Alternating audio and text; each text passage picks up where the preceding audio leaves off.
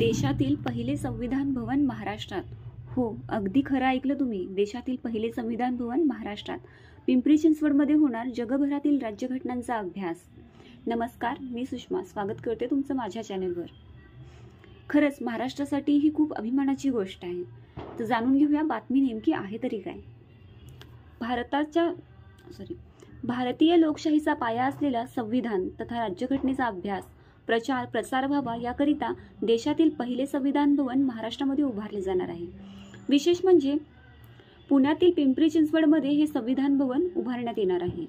या ठिकाणी जगभरातील राज्यघटनांचा अभ्यास करता येणार आहे. पिंपरी चिंचवड महानगरपालिका प्रशासनाच्या माध्यमातून आणि भोसरी विधानसभा मतदारसंघातील भाजपचे आमदार महेश लांडगे यांच्या संकल्पनेतून संविधान भवन उभारले जात आहे. PMRDAच्या हद्दीतील सुमारे 6 एकर जागा त्यासाठी महापालिका प्रशासनाकडे हस्तांतरित केली गेली आहे.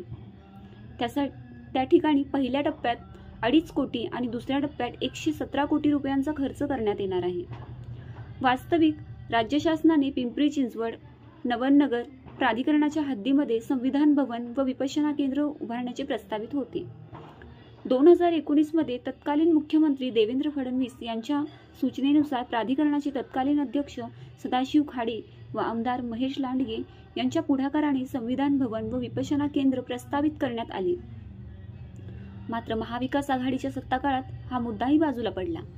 दरम्यान राज्यात 2022 मध्ये महायुती सरकारची स्थापना झाली. आमदार महेश लांडगे यांनी संविधान भवनाबाबत सरकारकडे पाठपुरावा केला.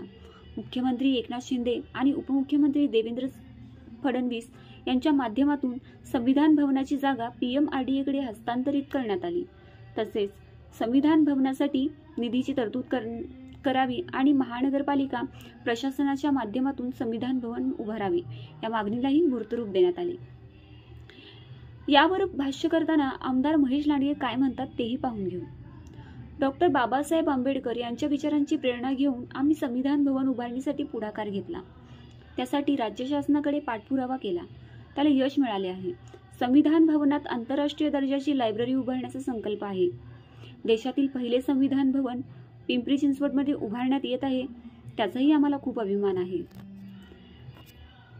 तर आजची ही न्यूज कशी वाटली हे कमेंट करून नक्की सांगा आणि शेअर करा, सबस्क्राईब करा आणि लाईक करा.